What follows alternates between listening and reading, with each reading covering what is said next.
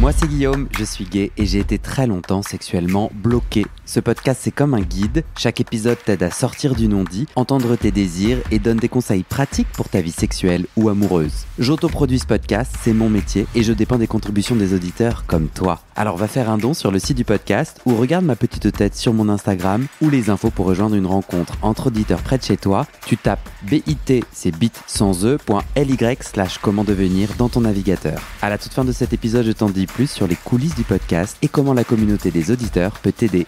Place à ton épisode, bonne écoute. Le podcast part au Québec, fin août 2025. Mon plan logement vient de tomber à l'eau, alors j'ai besoin de ton aide. Si tu es québécois ou si tu connais des gens au Québec, partage mon appel pour trouver un logement pas cher, des témoignants et des assos partenaires. J'ai vite besoin de caler tout ça avant que les prix du billet et des logements s'envolent. Toutes les infos sur actifoupacif.com/Québec. Merci. Je te lis ma petite intro. Allez. Roberto, bienvenue chez moi. Merci. Dans mon salon. Roberto, tu as 20 ans et tu es bordelais. Quand je t'ai demandé ce qui se passait pour toi en ce moment, au niveau intime, tu m'as répondu « Sexuellement, je me sens bloqué. J'arrive pas à lâcher prise, à me laisser aller, même parfois juste rencontrer. J'ai trop peur. » T'as toujours été très anxieux, peur du regard des autres. Tu es bien dans ta chambre avec tes jeux vidéo. Sortir, c'est pas toujours très facile. Et pourtant, il y a 2 ans, à tes 18 ans, c'est le déclic. Un soudain besoin de liberté. Alors tu plonges dans l'univers des saunas, de Grindr, tu enchaînes les plans sexe dans une frénésie, avide d'explorer ton corps et le sexe jusqu'au jour où tes angoisses te rattrapent et tout s'arrête sur une histoire d'IST. C'est le mental qui te fait des nœuds. Tu vas nous raconter ses premiers pas, ton kiff du sexe en demi-soumis, être attaché en mode bondage, justement pour lâcher le contrôle, ton rapport à l'autorité compliqué, tu m'as dit, et la honte, ce poison qui revient souvent sur tes lèvres, dans tes mots MOTS, dans tes mots MAUX, et qui t'empêche. Tu m'as dit quelque chose que j'aurais pu, moi, Guillaume, te dire mot pour mot, vraiment, quand j'avais ton âge, il y a presque 20 ans. Une fois le rapport terminé, au début je me sens plutôt bien, puis au bout d'un quart d'heure je me sens mal, sale, comme si je regrettais. Alors moi je me retrouve vachement dans ton histoire Roberto, et d'ailleurs tu m'as dit que tu voulais bien des conseils. Oui. Et j'ai mon texte qui saute. T'inquiète. C'est bon. Et c'est d'ailleurs moi je pense ce dont on manque souvent, les conseils de gays plus âgés, plus expérimentés, qui nous comprennent profondément ou en tout cas différemment. Alors je ferai moi au mieux pour te donner des petites idées qui m'auraient aidé moi quand j'avais 20 ans, ton âge, et qui en fait continuent à m'aider aujourd'hui alors que j'en ai 38. Et tu verras bien si ça te parle ou pas. Bien sûr. Et pour commencer Roberto, j'ai envie que tu tires une question au hasard. Oui. Je n'ai pas retrouvé mon petit jeu de cartes là. Mince. Tu sais, j'ai des cartes. Oui, je vois exactement. C'est un auditeur qui les a créés pour nos apéroditeurs. Et donc, comme ça nous permet de briser la glace avec une petite carte et tout. Mais tu peux choisir un chiffre de 1 à 77, car j'ai la version numérique de ces questions. Je sais pas si c'est mieux pour le coup la version numérique à la version papier. C'est très bien. Oui. Tu choisis. 52. Tu veux dire pourquoi ? Non, c'est le premier truc qui m'est venu en tête. Ah, c'est très rigolo. Ah, le hasard fait bien les choses. Ah ouais, toujours avec ces questions. La question est très ouverte et elle te demande masculinité et ou féminité ? Point d'interrogation. Waouh. Ah ouais, là quand même, on commence fort dès le début. Pourquoi tu dis waouh ? Je dis waouh parce que j'ai toujours eu un rapport assez particulier avec la masculinité et la féminité en fait. J'ai jamais été trop l'un ou trop l'autre. En fait, j'étais un peu dans le milieu. Ça a été un peu un juste équilibre. Mais en tout cas, je pense que le moi enfant était quand même, du moins intérieurement dans ma tête, je pensais être plutôt masculin. Mais de l'extérieur, on m'a fait comprendre que non, j'étais plutôt un peu féminin, un peu efféminé avec quelques manières. Mais ça, cette question qui s'invite, c'est un vrai sujet pour toi ? Ou pas si, en partie, mais pas tant que ça, du moins. C'est pas quelque chose qui me prend la tête au quotidien ou que je réfléchis récemment, quoi. C'est quelque chose que j'ai traité et dont j'ai réfléchi avant, quoi. Et du coup, on t'a fait comprendre que t'es trop efféminé ? Pourquoi ça te fait rire? Non, mais je sais pas. Je pense que c'est des expressions faciales. Ok, d'accord. Puis j'ai tendance à rire pour un rien, en fait. C'est un peu C'est ok. ma manière de me protéger un peu. Ouais, t'es Voilà. pas tout à fait à l'aise. Non, pas encore. Bah non, mais c'est normal. Voilà. Tout Mais va bien se passer. je m'en fais pas. Non, mais en vrai, moi aussi, on m'a vachement accusé d'être efféminé, donc misogynie, hein, parce que. Mais c'est quoi les traits en particulier? Ou est-ce qu'il y avait des gestes? Ou c'était. Oui, si, il y avait des gestes. Par exemple, que je tenais pas droit quand j'étais debout. Toujours un peu penché ou autre, ou un pied plus devant que l'autre. Aussi, la main au niveau des hanches, comme ça, en théière. Parce que tu te tenais comme ça naturellement. Ah oui, C'est à l'école qu'on te fait remarquer ça? Oui, dès la primaire. Oui, dès la primaire, on me fait remarquer ça que ouais, je suis pas comme tout le monde, justement. Ouais. Que je suis un peu différent, un peu... Mince, j'ai oublié le mot, un peu décalé. Bref, bon, je vais rester. Ouais, voilà. c'est bien. Bizarre. Décalé. Ouais, bizarre, Queer. mais... Oui. Mais je savais pas encore à ce moment-là. Ouais, Et on me l'a fait remarquer, justement, que ouais, j'étais efféminé, quoi. Des fois, il y avait des petits camarades et tout qui venaient me dire ah ouais, pourquoi t'as des manières, pourquoi t'es comme ça? Et moi, je suis en mode, je suis juste moi, tout simplement. Même des fois, même au niveau de ma voix, je sais pas, y trouver quelque chose comme, je sais pas, un truc en plus, un truc différent, quoi, qui est pas dans la norme.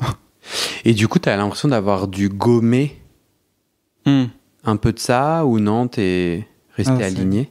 C'est intéressant. Au début, je cherchais pas à le gommer ou à le cacher. Mais c'est que plus tard, quand j'ai compris que j'étais gay homosexuel, c'était vers à peu près 13-14 ans, durant un voyage, en fait, c'était un voyage d'ailleurs à Bali. Voilà, très beau voyage d'ailleurs. Mais à ce moment-là, je sais pas, je me suis dit, il faut que tu te crées un personnage, il faut que tu te crées un masque, en fait, pour un peu rentrer dans les cases. Et donc à ce moment-là, je commençais à avoir des mimiques, des mots, des comportements ou autres dits plus masculins ou dans la norme. Même pareil au niveau du style vestimentaire, en fait, mais je me crée un personnage, quoi. Et c'était pas moi. Tu te souviens le déclic? Genre, t'es à Bali, Ouais. Qu'est-ce qui se passe? Ouais. Du moins le déclic de l'après ou de l'avant? Le déclic, t'es en voyage et Ouais. tu te dis, en fait, je vais te créer un masque. Bonne question, en fait, j'ai pas cherché la racine de ça, en fait. Mais ça, c'est venu comme ça. Il y a pas un événement en particulier? Non, à non. Bali? Non. Non, je sais pas, ça m'a pété à la tête comme ça, ou ça m'arrivait un peu aussi en pleine face, en mode, je sais pas. Je me suis dit, il faut que tu rentres dans le moule, en fait. Ouais. Voilà. Tu peux me ramener à ces 18 ans, donc il y a 2 ans? Oui. Tu sais que je crois que tu es le Benjamin de ce podcast? Si je pense pas dire de bêtises, je crois que tu es le plus jeune. Ah oui? Ouais. Ça me touche. Ouais, c'est vrai, pourquoi? Vraiment. Je pensais qu'il y avait des personnes plus jeunes que moi qui avaient déjà témoigné à ce podcast-là. Et surtout, au début, en écoutant ton podcast, je cherchais beaucoup de témoignages de personnes jeunes, de mon âge ou autre, en découverte, en recherche ou en exploration, pour avoir justement là ces conseils précieux. Et pour me retrouver et me dire des fois, c'est ok, me rassurer en fait, tout simplement. Parce que tu as eu l'impression de ne pas avoir de référence? Non, j'ai pas eu de référence de A à Z en fait. Je me suis fait tout seul, un peu comme pas mal de personnes gays, je pense. C'est-à-dire, là, à Bordeaux, t'as pas de potes, il y avait... Pourquoi tu... Non, c'est juste à Bordeaux. Mais continue. C'est quoi le problème? Non, tu veux pas que je dise à Bordeaux? Si. Non, c'est juste que des fois, il y a des mots qui me ramènent à des images ou des choses. Je suis quelqu'un de quand même très visuel. C'était quoi, là, l'image? L'image, c'était Bordeaux et le fait que, pour moi, Bordeaux, même si on qualifie cette ville de petit Paris, ce qui est vrai d'ailleurs, alors je sais pas si je vais me faire tuer ou pas, mais je trouve que c'est une ville qui est pas très appropriée pour les personnes queer ou gays, du moins pour moi. En fait, je m'y retrouve pas, tout simplement. Pourquoi? Tu sais mettre des mots et qu'est-ce qui manquerait? Oui, je saurais mettre totalement des mots là-dessus. C'est que je trouve que c'est assez anxiogène. Bon, après, je suis quelqu'un de très anxieux de base, donc mon avis est un peu biaisé. Non, mais c'est juste que il y a beaucoup d'endroits où on se dit ah c'est pas sécurisant, ah je peux pas être comme ça, ah je peux pas mettre du vernis, ah je peux pas tenir la main de mon copain. Et donc en fait on est trop contraint. Et beaucoup de monde même porte trop de regards insistants là-dessus. D'ailleurs j'ai une anecdote là-dessus. J'étais avec ma sœur en sortie en ville, on était rue Porte-Dijon.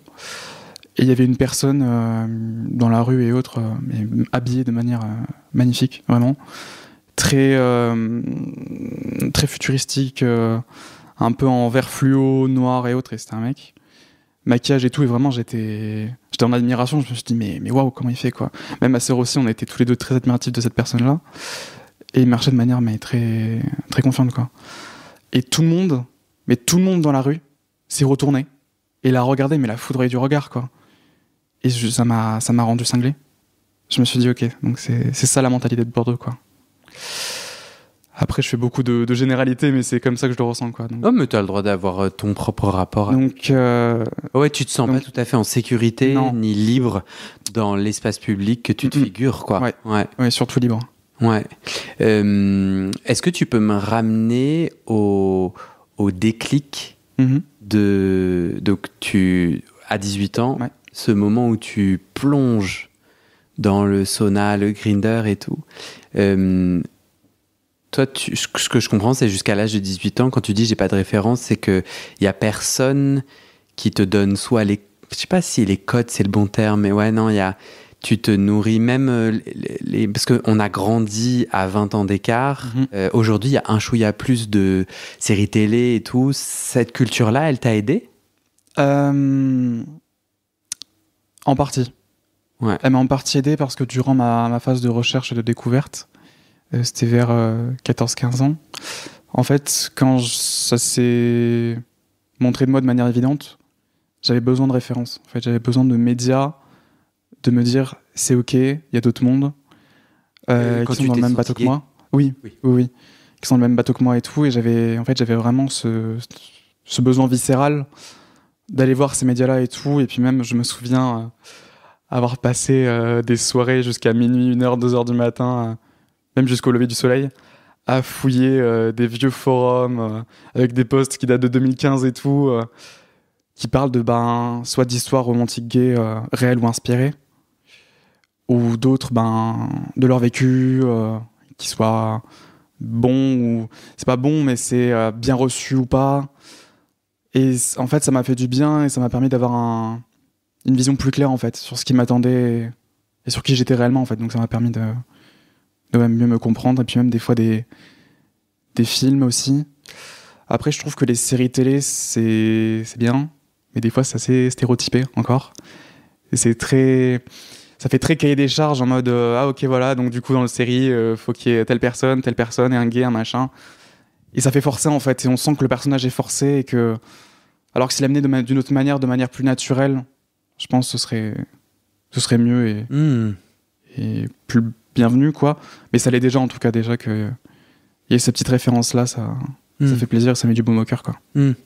Quand tu me disais à 18 ans j'ai eu un déclic, il y a eu un truc vraiment où tu t'es autorisé à aller faire cette exploration, voire même un peu à l'excès, tu m'as dit. Oui. C'est quoi le déclic? Le déclic, alors il s'est pas fait à mes 18 ans pile, il s'est fait bien avant justement. Il s'est fait quand après être sorti avec une fille et que ça a rien donné, j'étais sorti avec elle à peu près un mois ou deux, je pense. Donc voilà, mais c'était une amourette quoi, pour le coup il y avait rien de sérieux. Et voilà, et du coup ouais non, et puis même dans la cour de récréation en fait je l'embrassais et autres, je lui tenais la main. J'étais très romantique et je le suis toujours encore aujourd'hui. Mais tu jouais à l'hétéro, t'as l'impression? Ou tu te sens bi? Alors, pendant un moment, je me suis dit bi, mais en fait, c'était juste une étape transitoire pour me dire, pour arriver à l'homosexualité, quoi. Parce que me dire hétéro, paf, case homosexuel, pour moi, c'était trop. C'était pas pensable, en fait. C'était comme un saut dans le vide, en fait. Donc, je me suis dit, il faut une étape intermédiaire, quoi. Donc, me dire bi pour un peu aussi me rassurer, moi, mentalement, dans ma construction et dans mes schémas, quoi. Voilà. Et du oui. Ouais, mais moi, ce que j'ai compris, c'est que à 18 ans, tu te mets à enchaîner le sexe. Et Oui. du coup, moi, ma question, c'était autour de ce déclic-là. Oui. Pourquoi soudainement, tu te mets à enchaîner le sexe? Euh... Tu rigoles parce que t'es gêné? Un peu en partie, mais parce que je me reprojette à moi, 18 ans, avec les plans à gogo, et les soirées de folie. Le déclic à 18 ans, en plus c'était direct à mes 18 ans révolus, quoi. C'était vraiment paf, anniversaire, c'est bon, je le fête aussi en installant Grindr et en me faisant un compte, quoi. Et peut-être parce que t'as pas le droit, en fait, je suis bête. Oui, En oui. dessous de 18 ans, t'as Oui, non, pas le droit de rentrer non. dans un sauna. Alors, pour le sauna, t'as pas le droit. Et pour Grindr aussi. Ah, mais je suis bête, c'est pour ça que Oui. le déclic, il est à 18 ans. Oui, 18 ans pile quoi révolu. Ok. Et du coup, voilà. Et d'ailleurs, je me souviens de la soirée où j'ai installé Grindr. C'était un enfer. Ah ouais? C'était un enfer, j'ai ultra mal vécu, j'ai angoissé, j'avais la boule au ventre et tout. Ok. J'étais ultra mal. Parce que je me plongeais directement dans un monde d'un qui m'était inconnu et dont je comprenais pas les codes ni les termes. Et donc, ouais, dès que j'ai installé l'application, que j'ai mis une photo de moi, même pas torse nu ni rien, c'était juste moi en pyjama. Et bon, après, j'essaie d'être sous mon meilleur jour. Il y a eu un déferlement de messages. Ok. C'était horrible. Ok. Mon téléphone n'arrêtait pas de vibrer, j'avais la notification en boucle en mode tudun, tudun, tudun, tudun, tudun. Comme ça. J'ai reçu 160 vues le jour même. Ok. J'étais en mode waouh! Je comprenais pas en fait. Qu'est-ce qui t'a stressé? Ces messages étaient agressifs? Ils étaient pas agressifs, c'est juste la quantité de messages et la quantité de vues que j'avais. C'est-à-dire, en fait, je représentais ces 160 vues. C'est-à-dire que je voyais 160 personnes devant moi qui avaient regardé mon profil et qui étaient intéressées à la fois par moi. D'autres plus ou moins. Et ça m'a angoissé, je me suis dit, oula, et ça se trouve, si le voisin il me reconnaît et tout, ou que c'est une connaissance à mes parents et tout, ça m'angoissait en fait d'être reconnu. Je voulais pas en fait, je voulais que ce soit au début un peu, je vais pas dire discret, mais parce que je veux pas non plus que ce soit caché, mais plus intime. Ouais. Voilà, tout simplement, pour un début. Tu installes Grindr en espérant quoi? Enfin, tu projettes quoi? Tu en as entendu parler comment et tu projettes quoi? Alors j'en ai entendu parler comment? Par les réseaux. Il y avait des blagues justement sur les réseaux et tout, en mode ah, j'ai inscrit mon copain sur Grindr et tout pour la blague, mais au final, ah mince, son adresse email est déjà enregistrée sur un compte. Voilà. Sur donc les réseaux sociaux? Les réseaux sociaux. Genre des petites vidéos humoristiques? C'est ça. Ok. Vidéos humoristiques et même si je dis pas de bêtises, par un ami gay aussi, que j'ai rencontré au collège. Ok. D'ailleurs, petite dédicace à lui s'il écoute le podcast. Ça m'étonnerait, mais on sait jamais, ça serait drôle. Vous êtes plus en lien? On a une relation un peu particulière, pour le coup. En ce moment, il est en Bretagne. Et du coup, quand tu censures les Bretons? Non. Comment ça, je sens sur les Bretons? C'est une blague. Ok, d'accord, tu me taquines. C'est que vous êtes loin et donc du coup, votre lien s'est distendu? Non, même avant, on est parti sur de mauvaises bases, en fait. Je sais pas si l'histoire est réellement pertinente à raconter. T'es pas obligé, en tout cas, te force pas. Ok. En fait, on parlait, là où je trouve que ça a du sens, c'est qu'on parlait de tes premiers pas. Oui. T'as dit j'étais très seul et sans référence. Là, tu dis j'avais quand même un pote gay. Oui. Donc c'est en ce sens que je trouve pas ça inintéressant. T'avais d'autres potes queer, gays, lesbiennes, trans autour de toi? Au début, non. Ok. Mais avec le temps, en fait, au final, j'étais quand même entouré, sans le savoir. Ouais. Justement. Mais sans le savoir. Sans savoir. C'est qu'après qu'ils se sont révélés et que voilà. Ouais, ok. Et du coup, en revanche, lui, ce pote-là, pendant le collège, vous étiez identifiés tous les deux? Pas du tout. Tous les deux, on s'identifiait hétéro. Ok. Mais non, il s'identifiait hétéro et puis nous, on s'est rencontrés comme ça dans la cour de récréation, comme à rien. Et quand est-ce que tu as su qu'il était gay? C'est bien plus tard, en fait. C'est quand moi, à 15 ans, je commençais à faire mon coming out un peu d'abord à mes amis. Qu'après, un soir, je me souviens, un soir chez mon oncle et ma tante, dans la chambre de ma cousine, dans le noir. Et en plus, il était tard, c'était 23h, un truc comme ça. C'est toujours le soir où on parle un peu de nous, où on se laisse aller, et les émotions après aussi ressurgissent et reviennent. Et on parlait sur Discord et autres. Et puis à un moment, je lui ai dit bon, voilà, j'avais envie de te le dire, je suis gay. Voilà, je sais pas comment tu vas le prendre ou autre, mais j'avais besoin de te le dire et sortir ça en fait, sortir ce poids. Donc je sais pas comment tu le prendras, mais voilà. Et direct après, il m'a écrit un message en disant waouh, c'est incroyable, t'es super courageux de faire ça. Parce que moi, depuis tout petit, j'ai toujours su. Mais j'ai jamais osé le dire. Et il m'a dit le fait que je l'ai verbalisé, ça l'a libéré aussi en fait. Et il m'a dit à ce moment-là, ouais, moi aussi je suis gay quoi. Et tous les deux, on se dit c'est ok. Et puis on a fait un petit bout de chemin ensemble, tous les deux, et puis c'est sympa de se dire voilà, on a un pilier, on a une référence sur qui on peut s'appuyer quoi. Ouais. Ça fait du bien. Et du coup, t'as envie de pas raconter pourquoi votre lien s'est distendu pour respecter la confidentialité? Est-ce que tu peux, hein? Oui. Bon, après, ça va pas être très beau, ce que je vais dire. Et ça va vite partir en sucette après. Parce que ça peut vite, on va dire, je peux vite partir sur d'autres sujets. Hein. Parce qu'en fait, ça a d'autres liens avec d'autres sujets. Ouais. En tout cas, il y a un moment donné où t'as eu un soutien. Oui. Et ça a joué un rôle, tu te sentais un peu moins seul, puis à un moment donné, il n'y a plus de soutien, quoi. En tout cas, il t'a notamment parlé de Grindr. Tu projetais quoi? J'ai réussi à retrouver ma question. Oui. Tu projetais quoi? Tu t'attendais à quoi? Oula.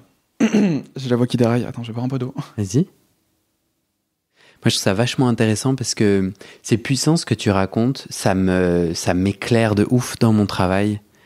Je me sens en fait un peu déconnecté. C'est bizarre, hein? Ouais. Bien sûr qu'en fait, quand tu débarques et que t'as 18 ans, que tu sais pas ce que c'est Grindr, bien sûr qu'en fait, mais bien sûr que c'est un choc. Bien sûr. Oui. Pourquoi n'y ai-je pas pensé? Ouais. Oui. Toi, tu t'attendais à quoi? En tout cas, je me suis dit, Grindr, c'est pas Tinder, voilà, c'est pas des rencontres sérieuses ou autres sur la durée. Ouais. Je savais très bien que c'était un milieu qui était, on va dire, entre guillemets, que moi je qualifie de violent. Donc ça, tu projetais que t'allais avoir de la violence? Oui, du moins que ça allait pas être simple et que j'allais être pris pour un bout de viande et objetisé, quoi. Comment tu savais ça? Je savais ça par les réseaux. Réputation, quoi. Oui, la réputation de manière générale. Quand j'ai cherché Grindr sur Internet, oui, c'était souvent... oui. Donc oui, par Internet. Du coup, tu l'installes avec un peu aussi d'excitation en mode j'ai envie de baiser, quoi. J'ai envie de sexe, pardon. Non, justement, c'est une question. J'ai envie d'amour, j'ai envie de sexe, j'ai envie de baiser. Qu'est-ce qui te vient par la tête? Pas d'amour. Parce que pour moi, l'amour, c'est quand même quelque chose de plus intime, où il y a du sentiment, un lien plus fort, des sentiments plus forts. Alors que Grindr, non, moi, je savais que ça allait être juste un peu vide, entre guillemets. C'est-à-dire juste on fait nos affaires et puis si on discute à la fin, c'est déjà bien, quoi. Voilà. Et donc oui, non, je savais déjà très bien dans quoi je m'embarquais, en fait. C'était pas le mouton qui se balade chez les loups en mode et qui sait pas dans quoi il met les pieds, quoi. Non, je savais très bien où est-ce que j'allais, où est-ce que je m'embarquais. Ouais. On avait conscience, quoi. Donc non. Pourquoi tu fais une photo de toi en pyjama? Bonne question, je sais pas. Peut-être que est-ce que je peux décrire ton apparence physique? Oui, vas-y. T'es quelqu'un de très soigné. Tu sais, tu t'as choisi tes habits d'une manière très précise, on est d'accord? Oui. Artistique, je sais pas ce que je veux dire, c'est esthétique? Oui. Merci. Oui. Donc tu sais très bien ce que tu fais quand tu prends une photo de toi en pyjama? Ah oui, je le sais très bien, oui. Pourquoi alors tu fais pyjama? Pyjama parce que on va dire c'était en fait ça mettait en forme mes atouts, on va dire. Voilà. Ah ben oui, ça dévoile plus. Oui, c'est ça. Un peu comme si je suis en maillot de bain. Oui. C'était plus près de mon corps justement. Hein. D'accord. Donc tu penses que tes atouts c'est quoi? Mes atouts. En fait, ce qui est drôle, c'est que les autres ont plus de facilité à trouver mes atouts que moi-même, en fait. Mm-hmm.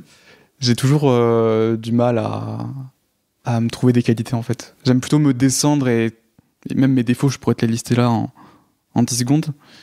Mais mes qualités, ça demande plus de réflexion. Mais là, quand t'as dit ça met en valeur mes atouts, c'est que dans ton cerveau, tu peux... Oui, dans mon cerveau, à ce moment-là, je me dis, en vrai, je suis mince, j'ai un beau corps, j'ai un peu de poils. Je suis un minet, je suis jeune, je sais que je peux plaire en fait. Pour moi, je Ok. sais très bien. Puis même, je sais très bien quel type de, c'est pas public, mais quel type de personne je vais plaire et je cible en fait en faisant ça. Ok, et c'est qui? Ben, les mecs assez, les mecs âgés quoi. C'est-à-dire 40 ans, 50 ans. Après, c'est horrible de dire âgé. Non, mais détends-toi. Non, mais j'aime Je pas. sens que tu me regardes en mode merde, il a 40 ans. Non. T'inquiète, y a pas de problème. Non, mais j'aime pas dire à des Je trouve personnes t'es vieux, t'es âgé ou autre. Non, en tout cas, plus âgé que Oui, 18 ans. Plus âgé que moi. Ouais. Voilà, c'est ça. C'est ça. Mais plus âgé, genre plus 15 à 20 ans. Oui, C'est ça que t'es en c'est ça. train de dire, je pense. Oui. Euh, Merci de me sauver. et quand toi, tu prends cette photo Oui. et que tu vises un peu ce public-là, est-ce que c'est ton désir qui s'exprime? Tu dis, putain, j'ai grave envie de me faire d'avoir du sexe ou de l'intime. C'est genre joyeux et puis voilà, c'est ton cœur, ton corps qui s'élance vers ça. Ou bien c'est un peu la place que tu trouves sur une sorte de marché que tu devines?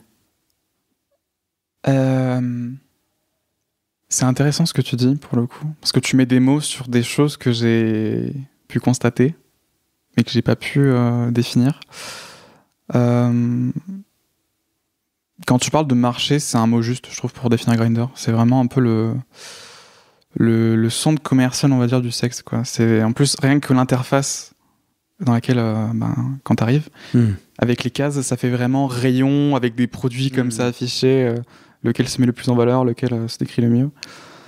Mais oui, et puis non, même, je savais très bien quelle description j'allais mettre, exactement. D'ailleurs, j'ai rentré le plus d'informations que possible. Comme ça, au moins, pas de mauvaise surprise et la personne sait tout de moi à peu près. Et puis, non, c'était quoi déjà ta question? J'ai perdu le fil.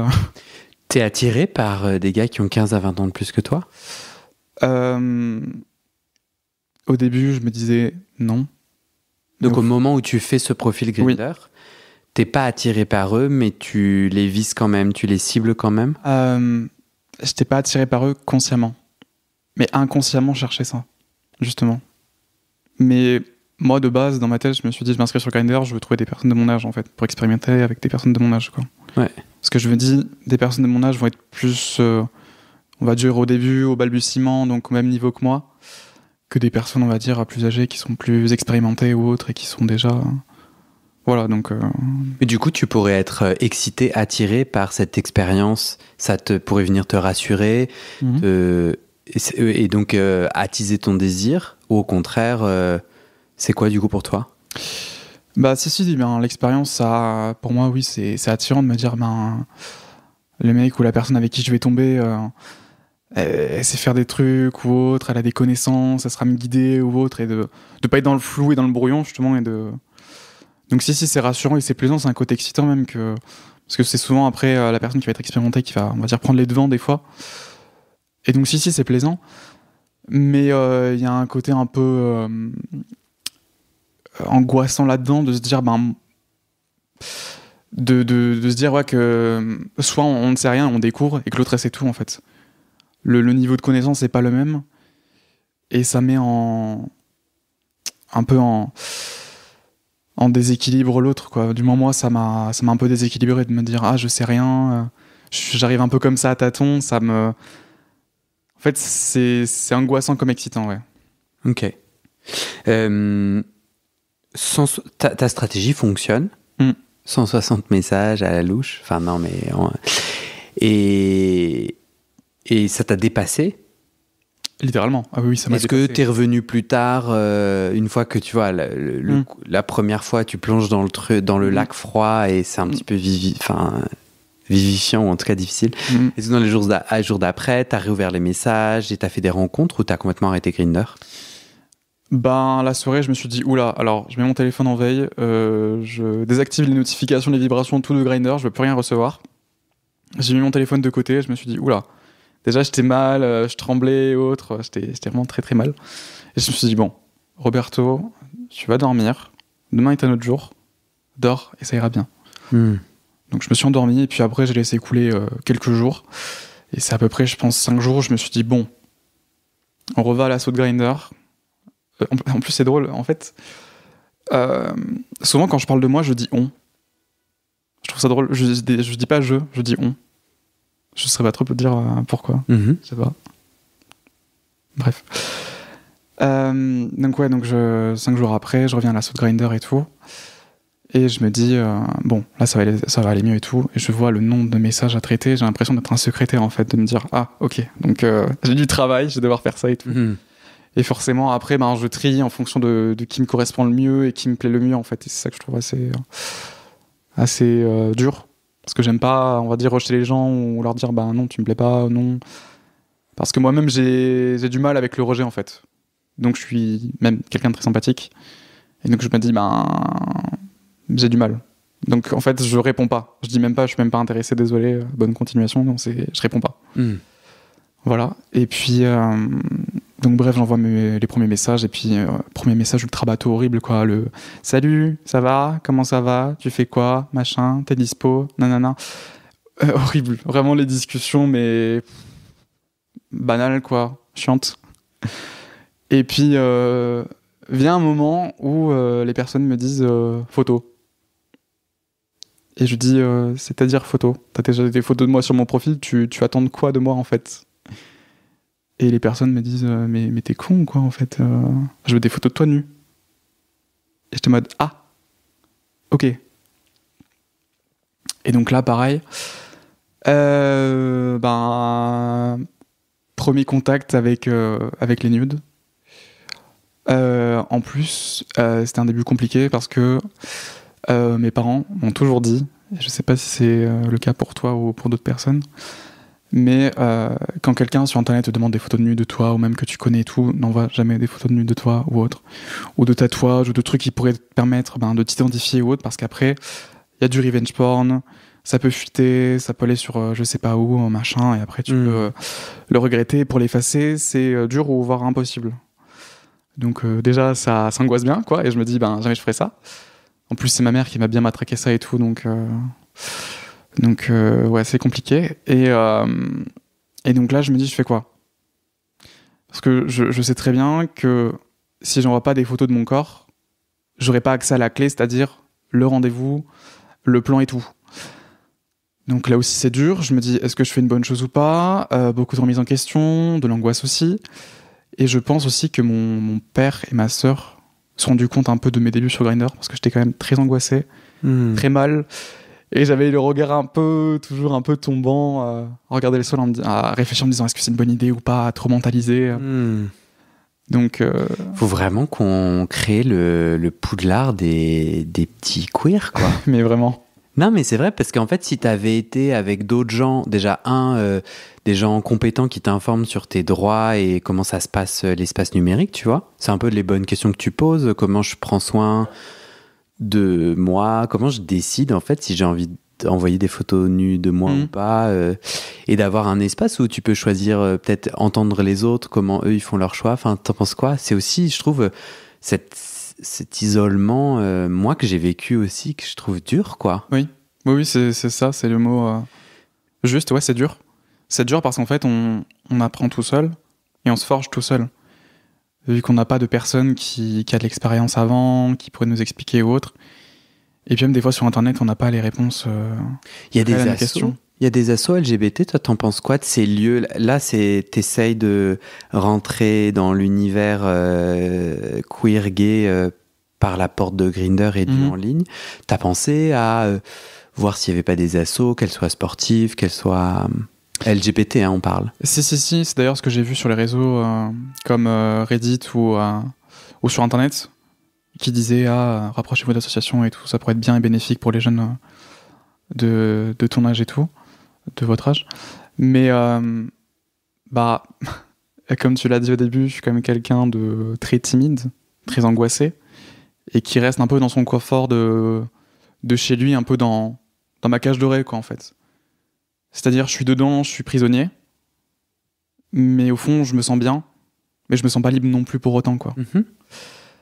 Et du coup, pour moi, me dire, attends, va falloir que j'aille à l'extérieur, en plus dans un lieu qui est marqué, donc LGBT et tout, pour un début, alors que j'étais pas très à l'aise avec ça encore, une assos, voir des personnes qui vont me parler de choses dont je ne vais rien comprendre et que je vais peut-être faire des erreurs ou des bêtises et qui vont peut-être le prendre de manière assez comme ça, assez chaude ou autre, et que donc je sais pas, je vais me faire radier ou autre.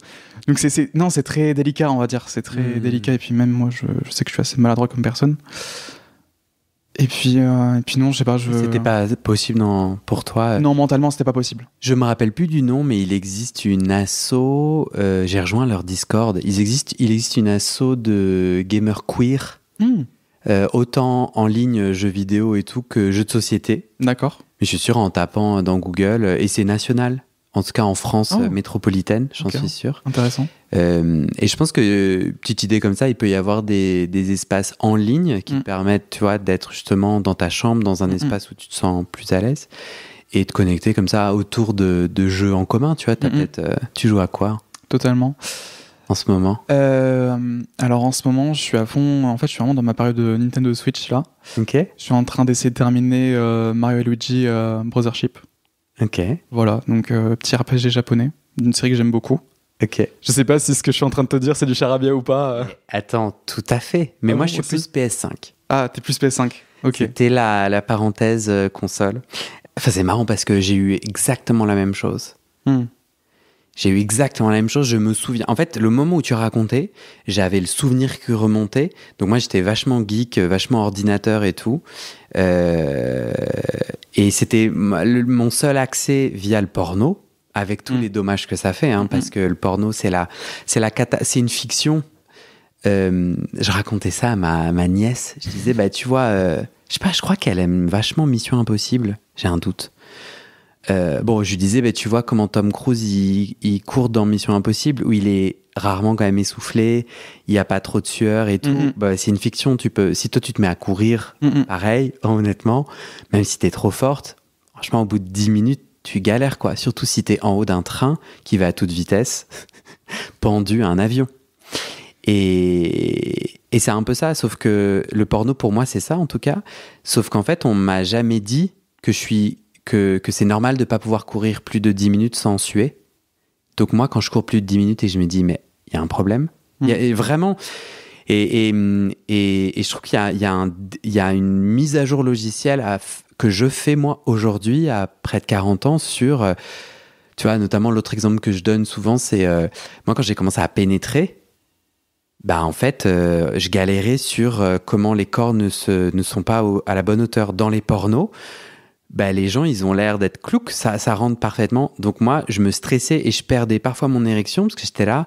Mais en fait, ça fait 3 fois que je demande à l'autre personne de se bouger. Est-ce que tu peux mettre plus haut, plus bas? Et j'y arrivais pas. Et j'étais là. Et je me disais, putain, je suis nul. Normalement, ça rentre tout seul, façon dans du beurre demi-sel, un peu mou. Et en fait, non. Et en fait, moi, régulièrement, mais ça m'est arrivé pas plus tard qu'il y a 2 jours. Le gars essayait de me pénétrer, et donc on galérait, et je le sentais qu'il s'est mis à stresser. J'étais là, tranquille, attends, je pense qu'il nous faut un petit coussin sous mes jolies petites fesses. On a rigolé et c'était cool, tu vois. Tu voulais dire quelque chose? T'as levé le doigt. Oui, j'ai levé le doigt. Oui, Première fois qu'on me le fait. Ouais, non, c'était juste pour notifier des moments, on va dire, importants. Ouais, et n'hésite pas à m'interrompre d'ailleurs. Bien sûr, non, mais je suis pas du genre à interrompre.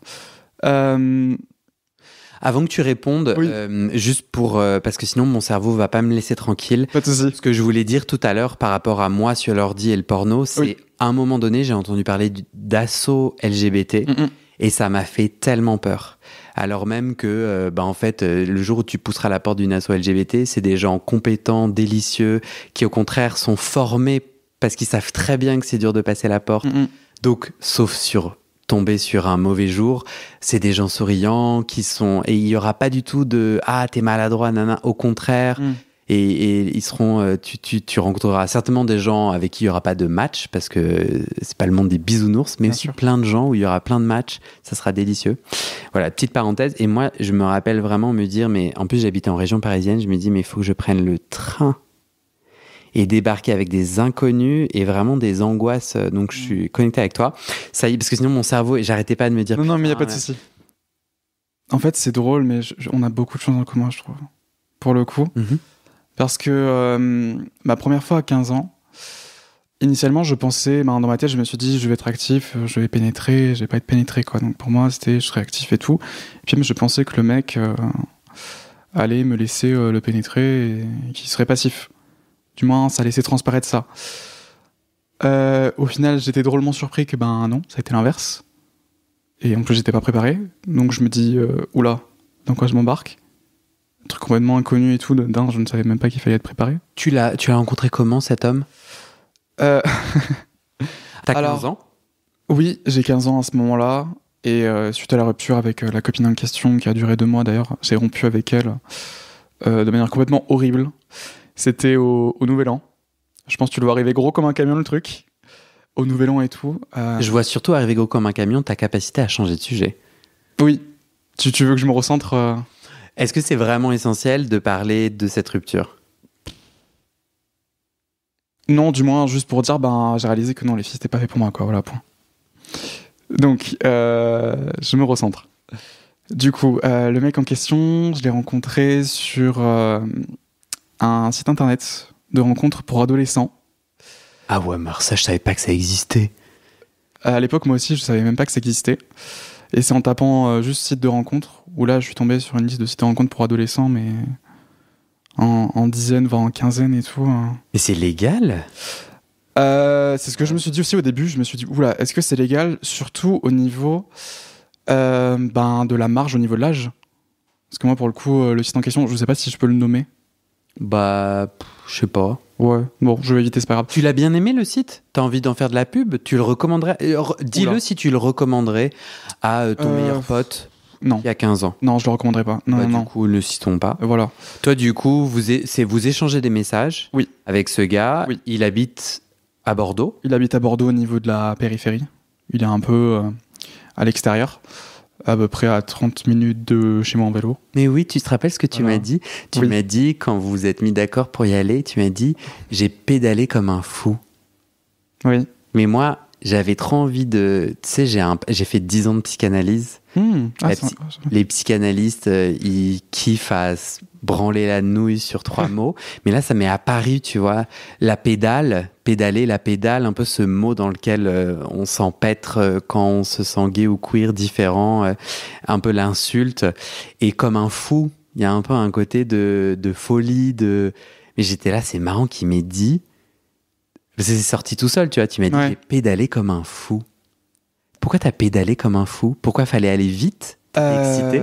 Oui, j'étais excité. Trop bien. Je me souviens en plus dans la classe, au niveau, c'était une évaluation et tout. Je pensais même pas à l'évaluation, en fait. Je pensais juste à le retrouver chez lui. Attends, t'avais un examen? Oui, j'avais un examen. Après? Non, avant. Avant de le voir. Excuse-moi, j'étais pas précis. Non, c'est avant de le voir et autres. Et cet examen-là, après, c'est avéré que je l'ai chié. Voilà, je l'ai raté. Parce que je pensais à autre chose. Voilà. Ça, la tête était ailleurs. Oui. Bon, tu vas raconter dans le prochain épisode. Là, j'ai regardé le temps et en fait... Déjà? Bah oui, c'est la fin du premier épisode. Dans le prochain épisode, tu vas raconter cette première fois. Et j'ai pas oublié que tu rebondissais sur... en fait, je pensais le pénétrer et puis en fait non. Et moi, je te ramenais à comment moi j'ai dû décoder, mise à jour logicielle de toutes les images que le porno donne, alors même que tu sais que c'est une fiction. En fait, c'est compliqué de s'updater. J'ai envie que tu racontes le déclic pour aller au sauna à 18 ans. C'est ce que tu as trouvé et ce que tu as trouvé au sauna, parce que tu m'as raconté des trucs. Et plus généralement, toi aujourd'hui, donc il y a eu cette période de frénésie, et puis pouf, ça s'est arrêté. Et aujourd'hui, tu dis, je me sens quand même assez bloqué, et du coup, on va enquêter là-dessus. On va déployer ta parole là-dessus. Parfait. Ça te va? Ça me va. Top. À très vite. Veux-tu une pause paille-paille? C'est-à-dire paille-paille? Tu connais pas? Non, je connais pas. Le paille-paille? Mais attends, mais je suis un inculte ou... Mais bien sûr que tout le monde connaît le paille-paille. Non, je me moque de toi. Personne ne connaît le paille-paille. C'est pipi, mais le i est dit en aïe-aïe. Ok, d'accord. Alors sache que quand on approche 40 ans, la capacité humoristique prend 2 directions. Soit ça monte, soit ça descend. Je te laisserai décider. En juger par toi-même.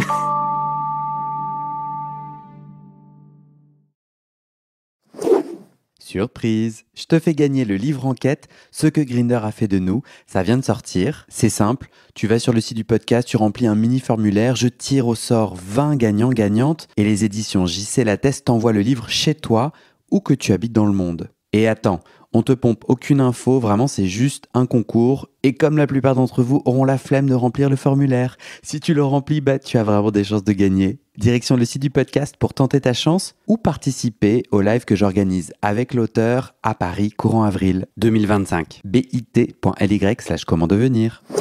Et maintenant, je te donne les dernières infos sur les coulisses du podcast et comment la communauté des auditeurs peut t'aider. Mais d'abord, on doit parler sous. Ce podcast, c'est mon boulot à temps plus que plein et j'ai pris 2 décisions. Première décision, je ne veux pas rendre le podcast payant. Je veux qu'il reste accessible. Deuxième décision, je ne veux pas non plus de sponsors commerciaux.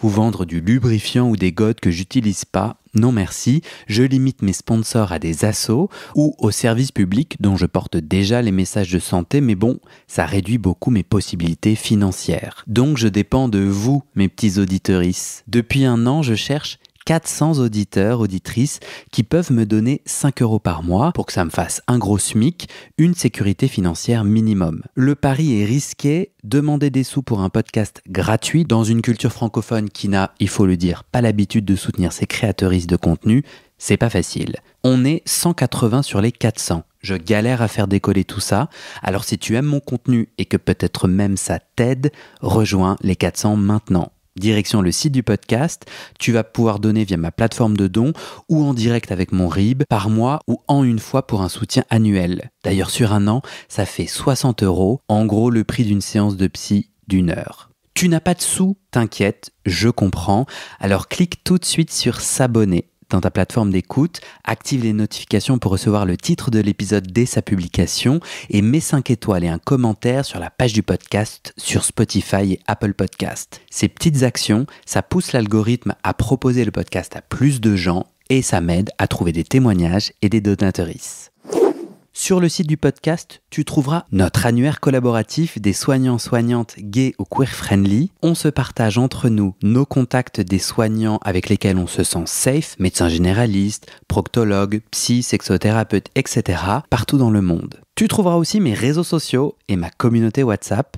Je te montre ma petite tête, je te raconte les coulisses du podcast. Souvent, je pose des questions pour des futurs épisodes, je demande de l'aide ou toi. Tu peux aussi m'envoyer des messages, par exemple des messages d'amour pour me motiver, ça me fait très plaisir. Tu trouveras aussi sur ce site la communauté Discord du podcast. C'est là où les auditeurs peuvent parler entre eux, peuvent parler des épisodes, de culture et aussi de sexe et de leurs sujets intimes. Pour découvrir tout ça, tu tapes dans ton navigateur bit, c'est bit sans e.ly/comment devenir. Merci à toi et à très bientôt dans tes oreilles.